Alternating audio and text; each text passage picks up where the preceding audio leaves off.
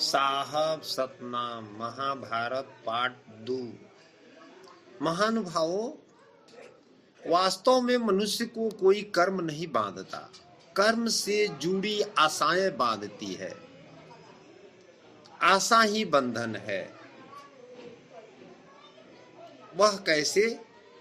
भगवान श्री कृष्णचंद्र जी बता रहे हैं अर्जुन से कि अर्जुन, यदि इस युद्ध में विजय होने की तुम्हें आशा हो तो पराजित होने पर भीषण तुम्हें दुख होगा, और वह दुख तुमसे अन्य कोई कार्य करवाएगा जिसके लिए तुम्हें दूसरा जन्म लेना पड़ेगा। यानी हम जैसा कर्म करते हैं उसी के अनुसार अगला हमारा जन्म भी मिलता है। यदि तुम विजयी हुए तो तुम्हारा अहंकार बढ़ेगा और वह अहंकार तुम्हें विश्व विजयी के लिए प्रेरित करेगा।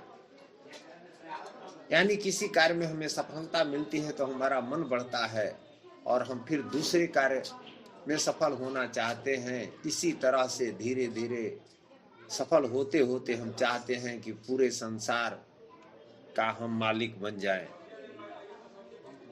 तुमसे हत्याएं करवाएगा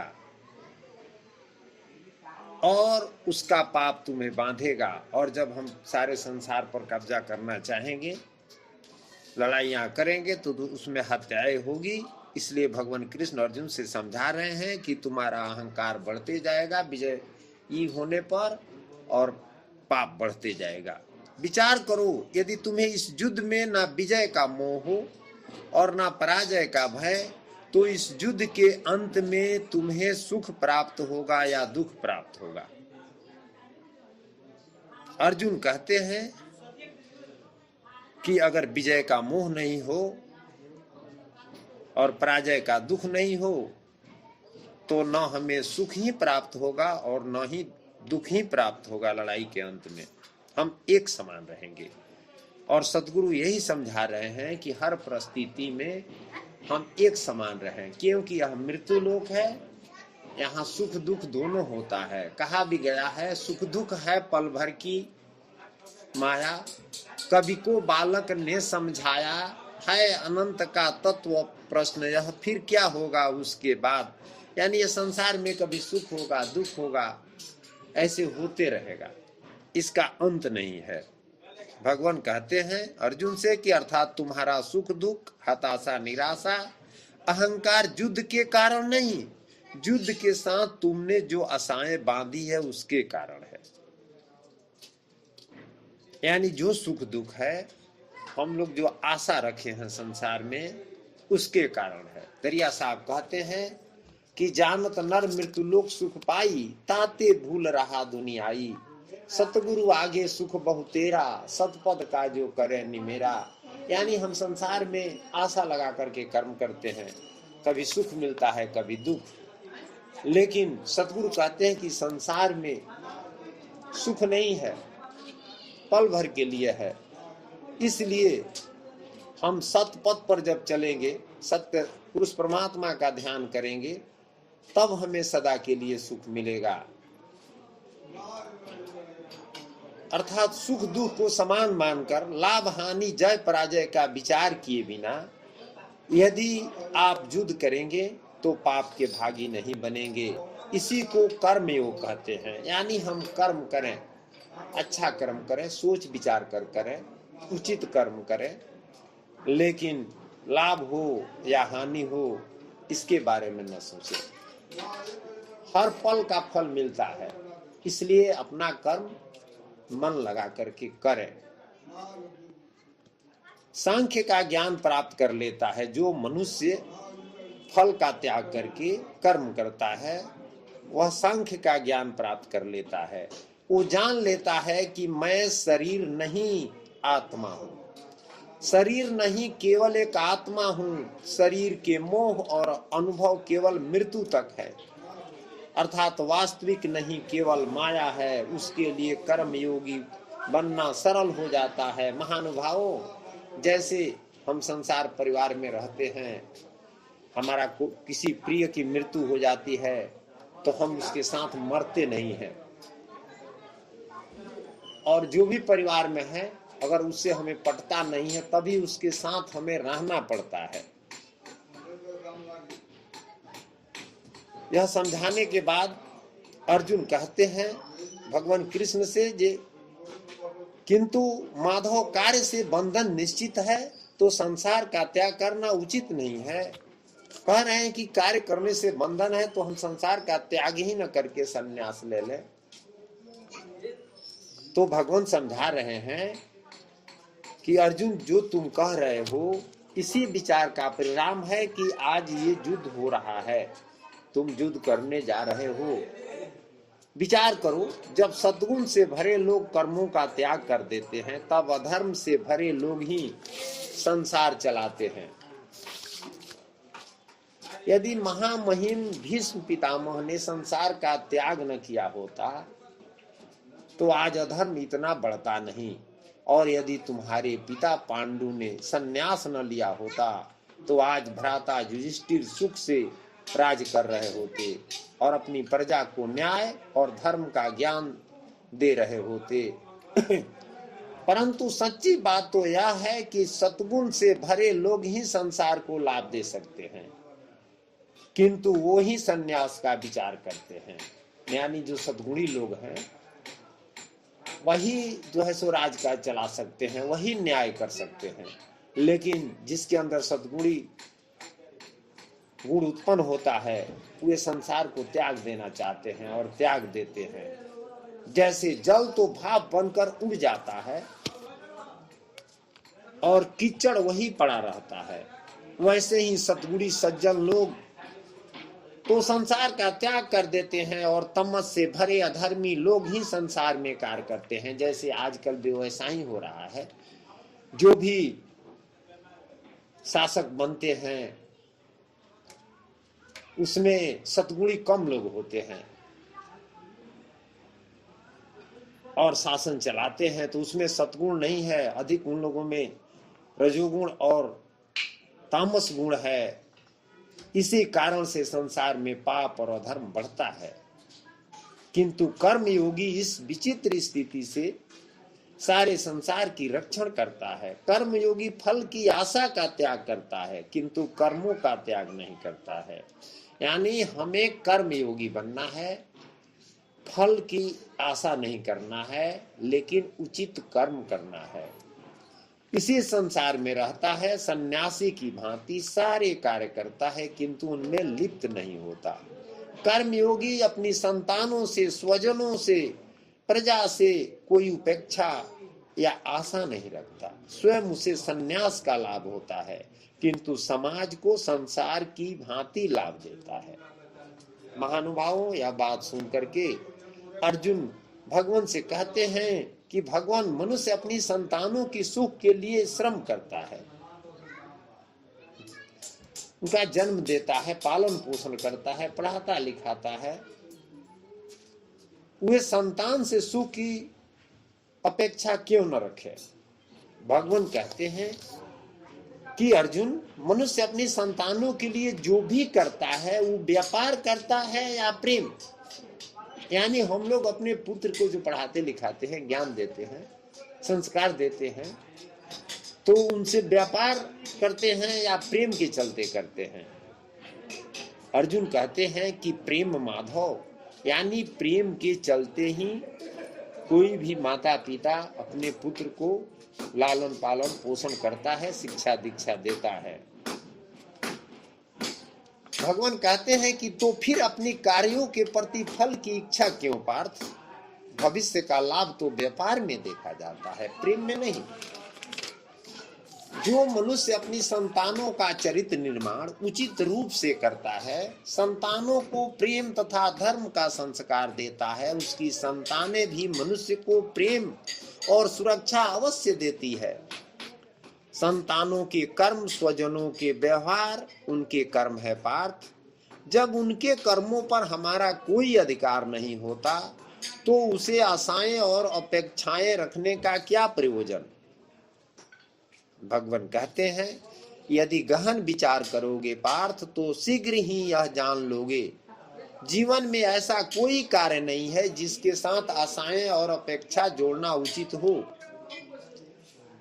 जब सृष्टि ही परमात्मा की छाया है और मनुष्य स्वयं परमात्मा का अंश है, तो सारे कार्य परमात्मा ही करते हैं, मनुष्य स्वयं कुछ नहीं करता। सतगुरु दरिया साहब भी कहते हैं कि साहब से सब होता है, बंदे से कछु नाय, राई से पर्वत करे, पर्वत राई मां। यही कर्मयोग का मूल सिद्धांत है पार्थ। तुम्हें भी कर्मयोगी बनकर यह युद्ध करना आवश्यक है पार्थ। तीनों गुणों का त्याग करके निर्गुण बन जाओ पार्थ, द्वंद्व से मुक्त हो जाओ, यानी गुणातीत बनो। सदा सत्व अर्थात परमात्मा में डुबकी लगाकर कर्तव्य का वाहन करते रहो। महानुभाव, यही सत्य ज्ञान है कि हम तीन गुण में बंधे हुए हैं और गुणातीत हमें होना है। जब हम सत्पुरुष परमात्मा के शरण में जाएंगे तब गुणातीत बनेंगे। क्योंकि देखिए, तीन गुण कौन है? तीनों गुण ब्रह्मा विष्णु महेश ही है और इनसे अलग होने की बात है। जैसे विष्णु सतोगुणी है, ब्रह्मा रजोगुणी है और शंकर तमोगुणी है। सदगुरु कहते हैं कि त्रिगुण त्रिविधि धारयति बाकी, बूढ़ मुए भव सब पौरा की। यानी इस त्रिगुण के धार में ये जो त्रिदेवा है स्वयं साक्षात ये तीन गुण के प्रतिमूर्ति है। तो अगर हम लोग इनका ध्यान भजन करेंगे तो गुणातीत कैसे होंगे? इसलिए कृष्ण भगवान अर्जुन को समझा रहे हैं कि तुम गुणातीत बनो, सत्य को समझो और कुछ प्राप्त करने की इच्छा और कुछ प्राप्त किए हुए का रक्षण करने का विचार त्याग दो। यानी हमें कुछ प्राप्त नहीं करना है।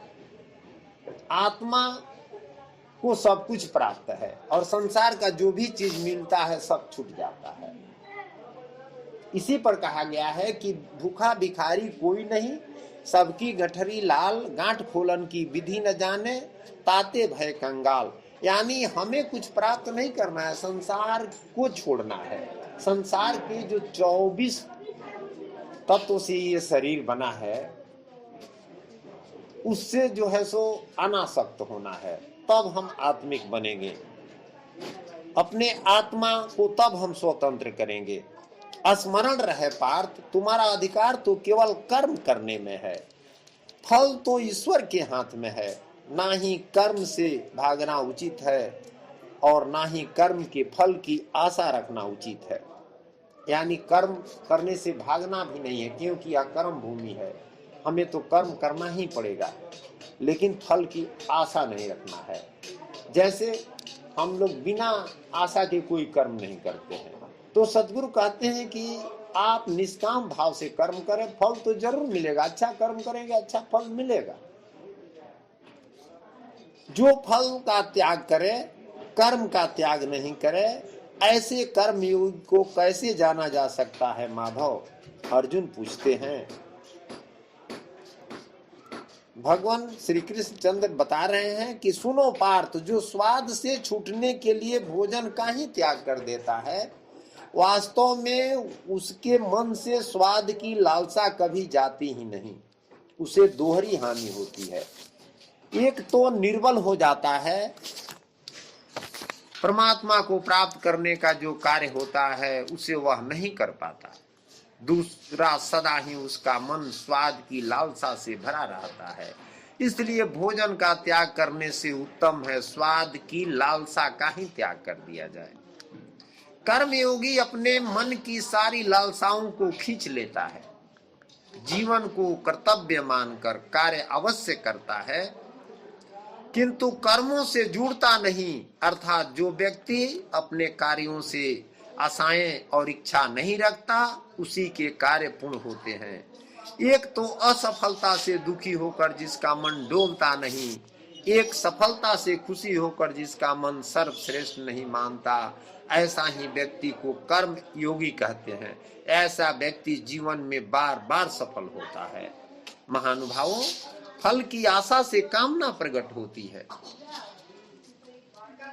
कामना का तो स्वभाव है असंतुष्ट रहना। यानी जिसकी हम इच्छा करते हैं मिल जाता है तो फिर दूसरा कामना हो जाता है, कभी संतुष्टि नहीं आती। असंतोष से क्रोध उत्पन्न होता है और क्रोध से मोह होता है। मोह के कारण व्यक्ति आचार और व्यवहार का ज्ञान भूल जाता है। ज्ञान के जाने से बुद्धि चली जाती है, अनुचित प्रकार के कार्य होने लगते हैं और समाज ऐसे व्यक्ति का शत्रु बन जाता है। महानुभावों, अंत में ऐसे मनुष्य का पतन हो जाता है। भगवान कहते हैं अर्जुन से कि जैसे भ्राता दुर्योधन, उनके सेनापति महामहिम भीष्म उनके ही शत्रु हैं और तुम्हें विजय का आशीर्वाद दिए हैं। पार्थ, कर्म योग ब्रह्म विद्या का दूसरा चरण है। परमात्मा में अपनी बुद्धि स्थिर करो। यानी हमें अपनी बुद्धि कहाँ स्थिर करना है? मन को परमात्मा में, सत्य में, संसार में नहीं। स्वयं को आत्मा जानो और हम आत्मा हैं, अपने को आत्मा जाने और कुछ नहीं। मिथ्या बंधनों से मुक्त हो जाओ और फल की आशा का त्याग करके केवल कर्म करते रहो। अपनी बुद्धि को परमात्मा में स्थिर करके कर्म योगी बनने का क्या मार्ग है माधव? अर्जुन पूछते हैं कृष्ण भगवान से। कृष्ण भगवान अर्जुन को समझा रहे हैं, पार्थ, सांख्य योग के कारण मनुष्य परमात्मा का निरंतर स्मरण करता है। परमात्मा का स्मरण करने से मनुष्य के हृदय में समर्पण का भाव उत्पन्न होता है। यानी जब हम लगातार परमात्मा का नाम भजेंगे, संसार से मन को खींच करके, तो परमात्मा पर हम समर्पित हो जाएंगे और उस भाव को भक्ति कहते हैं। और वही भाव जो हृदय में प्रकट होता है वही भक्ति है। क्योंकि भक्त को भौतिक चीज नहीं चाहिए, सिर्फ परमात्मा चाहिए। भक्ति से मनुष्य को सत्य असत्य का ज्ञान प्राप्त हो जाता है कि कौन क्या सत्य है और क्या असत्य है। और ज्ञान से परमात्मा के दर्शन होते हैं और ज्ञान होता है तब परमात्मा के दर्शन होते हैं। और जिसे परमात्मा के दर्शन हो जाते हैं वही वास्तव में कर्म योगी बन जाता है। जन्मों के फेरों से छूटकर मोक्ष को प्राप्त कर लेता है। सभी आत्माओं का अंतिम लक्ष्य वही है और धर्म का अंतिम चरण भी वही है। अर्जुन कहते हैं कि किंतु परमात्मा के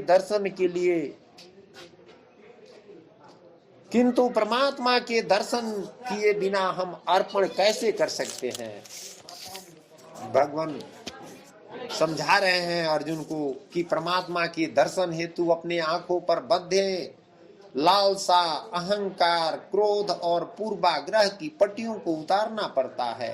पार्थ, भगवान कहते हैं कि अंधेरे कक्ष में बैठा मनुष्य यदि कहे कि उसे सूर्य के दर्शन करने हैं, माने जो घर के अंदर बैठा है और कह रहा है कि हमें सूरज को देखना है, तो आप उससे क्या कहेंगे? यही कहेंगे ना कि कक्ष से, रूम से, घर से बाहर आइए और आकाश के नीचे खड़ा हो जाइए, सूर्य तो स्वयं उपस्थित है। ऐसे ही पार्थ, ये सृष्टि ही परमात्मा की छाया है। परमात्मा ही सृष्टि में उनका अंश रमा हुआ है। आत्मा, परमात्मा ही सब कुछ है। परमात्मा के सिवाय इस संसार में कुछ नहीं है। क्योंकि सतगुरु दरिया साहब कहते हैं कि एक से अनंत हुआ सो फूटी डार विस्तार, अनंत हूँ फिर एक है ताई खोज निसार। जो अपनी आत्मा के दर्शन कर लेता है वे परमात्मा के दर्शन कर लेता है। जैसे नमक के एक कण का स्वाद समग्र सागर के स्वाद से भिन्न नहीं होता, वैसे ही अपनी आत्मा के दर्शन परमात्मा के दर्शन से भिन्न नहीं होता। सतगुरु कहते हैं कि आत्म दरस ज्ञान जब हुई, व्यापक ब्रह्म देखे सत सोई। या के देखे तो वाक्य पावे, बिना केवट के नाव चलावे। खोजो जीव ब्रह्म मिल जाई। अर्जुन कहते हैं, माधव क्या आप भी परमात्मा हैं? भगवान श्री कृष्ण चंद्र जी कहते हैं, हाँ पार्थ, मैं भी परमात्मा हूं, जैसे तुम भी परमात्मा हो, केवल तुम अभी नहीं जागृत हुए हो। और मैंने यह जान लिया है। महानुभावों, इस बात पर जो भगवान श्री कृष्ण चंद्र स्वयं अपने को भगवान कर रहे हैं। तो सतगुरु दरिया साहब कहे हैं कि ईश्वर यो परमेश्वर बरता, कह दे ज्ञान दूजा है करता। यानी ये भगवान जो कृष्णचंद्र हैं ईश्वर परमेश्वर हैं, लेकिन दरिया साहब कहते हैं कि परम पुरुष परमात्मा इनसे अलग है। तो अर्जुन कहते हैं कि माधव आपके प्रति समर्पण ईश्वर के प्रति समर्पण क्यों नहीं होता। भगवान कहते हैं कि अवश्य मेरे प्रति समर्पण ही ईश्वर के प्रति समर्पण होगा। यानी मेरे प्रति समर्पण का मतलब है कि आत्मा के प्रति समर्पण। सारी जगत का त्याग करके मेरी शरण में आ जाओ पार्थ। कह रहे हैं कि सारी जगत का त्याग करके और अपने हृदय में आत्मा का दर्शन करो।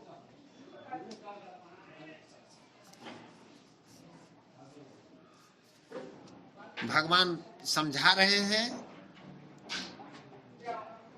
क्योंकि अर्जुन को स्पष्ट बता रहे हैं कि अर्जुन मैं ही सब कुछ बना हूं संसार में और परम पुरुष परमात्मा का मैं अंश हूं, उनका प्रथम अंश हूं। 17 अंश वंश पुरुषोत्तम प्रथम निरंजन राई।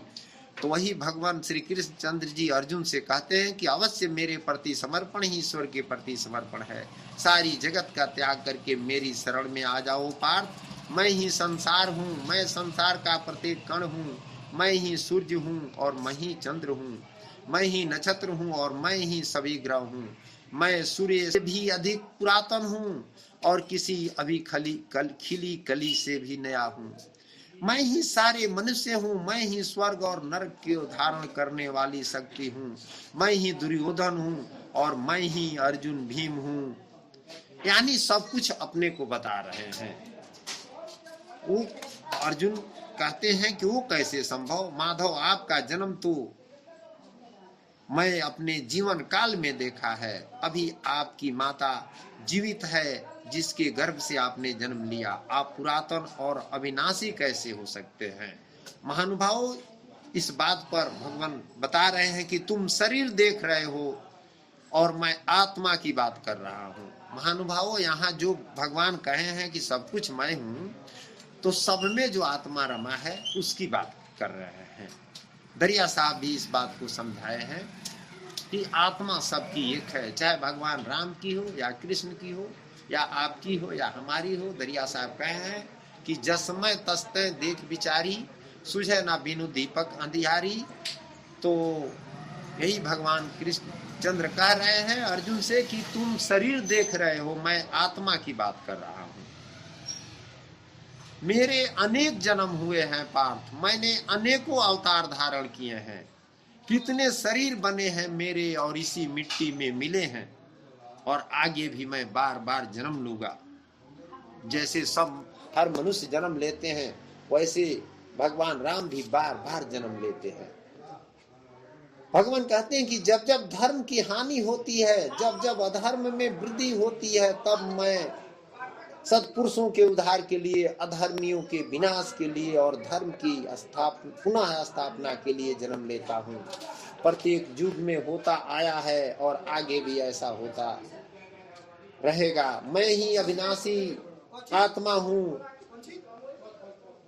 मैं ही मत्स्य भी था और मैं ही वामन अवतार भी था। मैं भी परशुराम हूँ और मैं ही रामचंद्र भी था। मैं ही ब्रह्मा विष्णु और महेश हूँ और मैं ही सरस्वती काली और लक्ष्मी हूँ।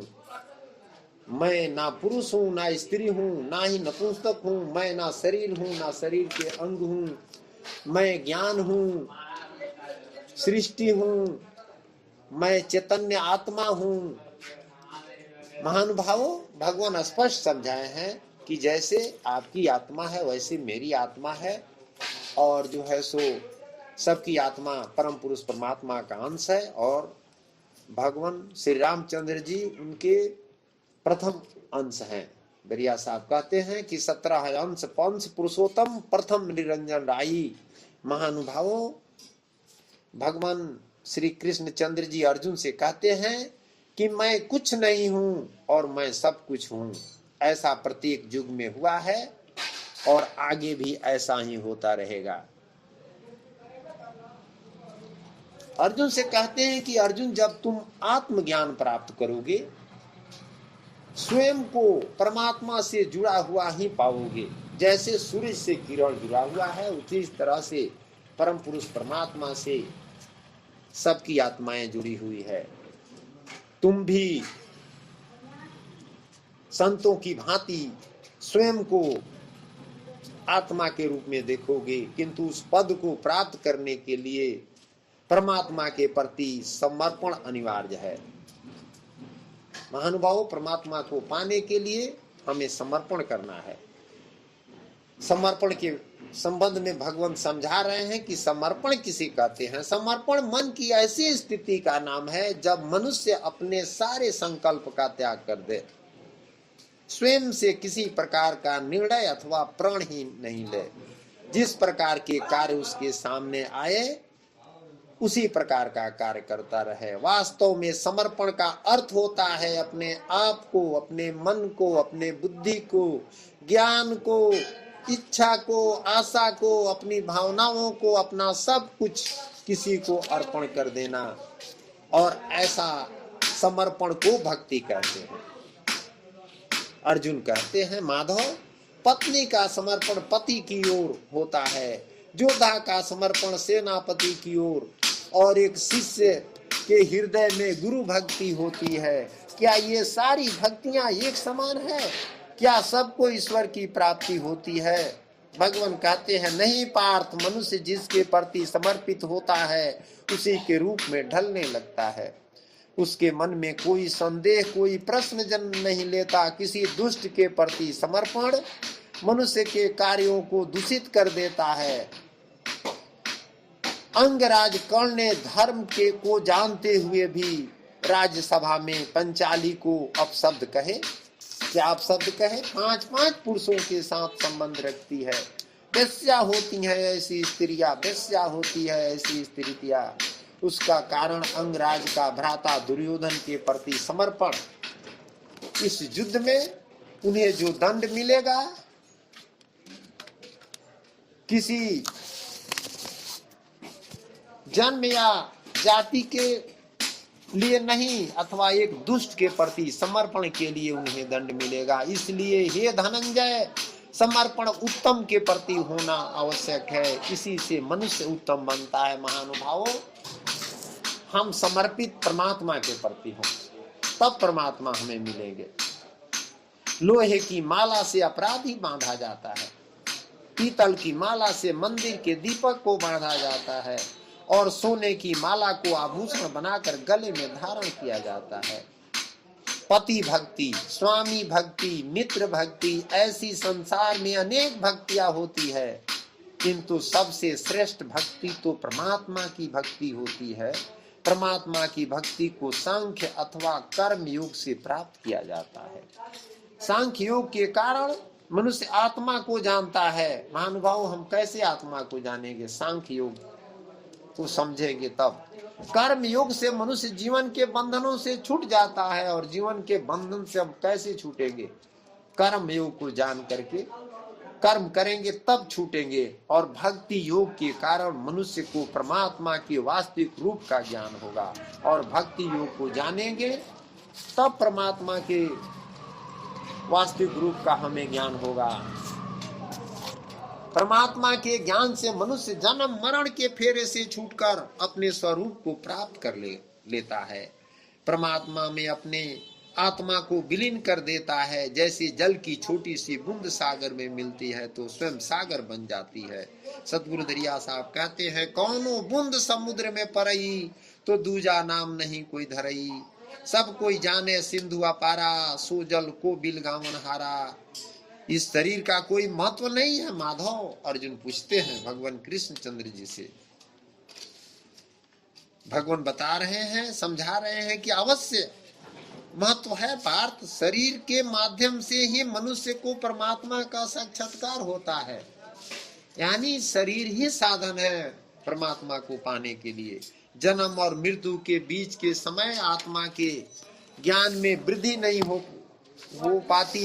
इस जन्म में प्राप्त अनुभव ज्ञान विचार को लेकर आत्मा नया शरीर धारण करती है। आत्मा के प्रगति और अधोगति शरीर में रहकर ही संभव है, परंतु यहाँ उपस्थित व्यक्तियों के उद्धार से संबंधित शरीर को नष्ट करके हम उनके उद्धार से वंचित नहीं कर सकते। शत्रु धर्म के मर्यादा को तोड़ चुके हैं पार्थ। अधर्म उनका स्वभाव बन गया है।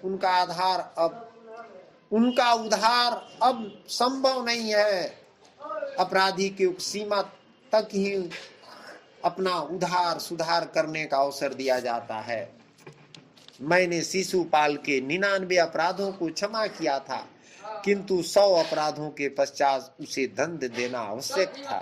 अपराधी को यदि अपराध करने दिया जाए तो उसका अधिक से अधिक पतन होता जाता है। उसे अधर्म से रोकने के में ही करुणा है धनंजय। भगवान कहते हैं अर्जुन से कि ये आत्माएं मरेगी नहीं, अधर्म से दूषित शरीर का त्याग करके दूसरा शरीर धारण करेगी और उस शरीर में उनके प्रगति की संभावना अधिक होगी। इस विचार से यदि तुम युद्ध करोगे तो उचित है। मनुष्य का शरीर उसकी संपत्ति भी है और उसकी मर्यादा भी। धर्म के मार्ग पर चलने वाला मनुष्य अपने शरीर को शुद्ध करता है और उसके माध्यम से आत्मा का साक्षात्कार करता है। इसी को क्षेत्रज्ञ संबंध कहा जाता है। अर्जुन कहते हैं कि मैं इसका तात्पर्य नहीं जान पाया माधव।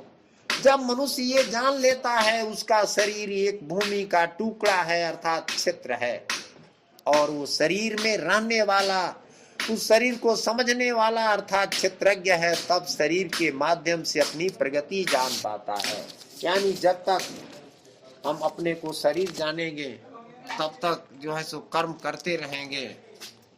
प्रणाम। साहब सतनाम। आत्मा शरीर में रहकर 3 गुणों का संतुलन करती है और ईश्वर की भक्ति करके परमात्मा के साथ एक हो जाती है। अर्जुन कहते हैं कि क्या समर्पण ही भक्ति नहीं है? नहीं पार्थ, समर्पण तो भक्ति का प्रथम चरण है। भगवान कृष्ण कहते हैं वास्तव में भक्ति किसी कार्य का नाम नहीं, वो तो केवल मन स्थिति का नाम है। महानुभाव, भगवान स्पष्ट बता रहे हैं कि जैसे हम लोग पूजा पाठ करते हैं, कोई काम करते हैं, जब कोई भी किसी प्रकार का, वो भक्ति नहीं है। भक्ति तो मन की स्थिति का नाम है। आवश्यक है कि मनुष्य जप तप यज्ञ यम नियम योग और स्वाध्याय के माध्यम से अपने को शुद्ध करे, परमात्मा के प्रति समर्पित रहे। मनुष्य अपने सारे कार्य, सभी कार्य का फल ईश्वर को समर्पित करता है। जैसे आज धोया हुआ पात्र कल पुनः मैला हो जाता है, वैसे ही मनुष्य का मन बार बार परमात्मा से विमुख हो जाता है। इसीलिए आवश्यक है कि जप तप और स्वाध्याय आदि के माध्यम से स्वयं को निरंतर स्मरण दिलाता रहे कि उसका जीवन परमात्मा के प्रति समर्पित है।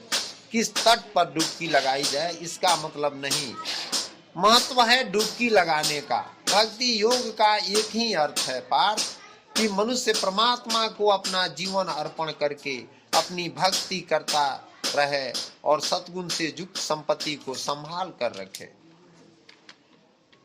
अर्जुन पूछते हैं भगवान से कि सद्गुण संपत्ति किसे कहा जाता है? भगवान बता रहे हैं हिंसा करना अधर्म है पार्थ, वास्तव में अहिंसा ही परम धर्म है। यानी सद्गुरु कहते हैं कि बड़ी है भक्ति जीवदाया, यही मासूक ने फरमाया, इसी से संत कहलाया।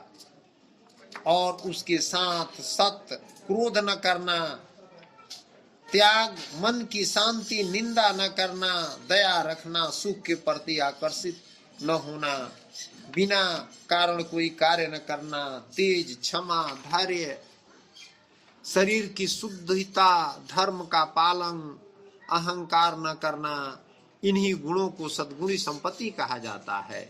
इसी से मनुष्य परमात्मा का भक्ति कर पाता है, जीवन के कर्तव्य का वाहन करता है, धर्म की स्थापना करता है और फल की आशा का त्याग करके जीता है।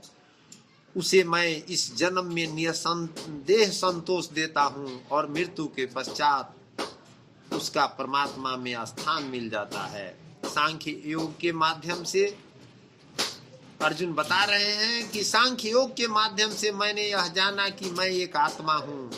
हम लोग भी यह जाने कि हम सिर्फ एक आत्मा हैं और कुछ नहीं, अमर हूँ और इस नश्वर शरीर में केवल कुछ समय के लिए हम लोग वास किए हैं। कर्म योग के माध्यम से यह जानना है, जो फल की इच्छा का त्याग करके केवल कर्म करता है उसके जीवन में शांति और सफलता प्राप्त होती है। और भक्ति योग के माध्यम से यह जानना है कि परमात्मा के प्रति समर्पण का महत्व, परमात्मा की प्राप्ति है। साहब सतनाम।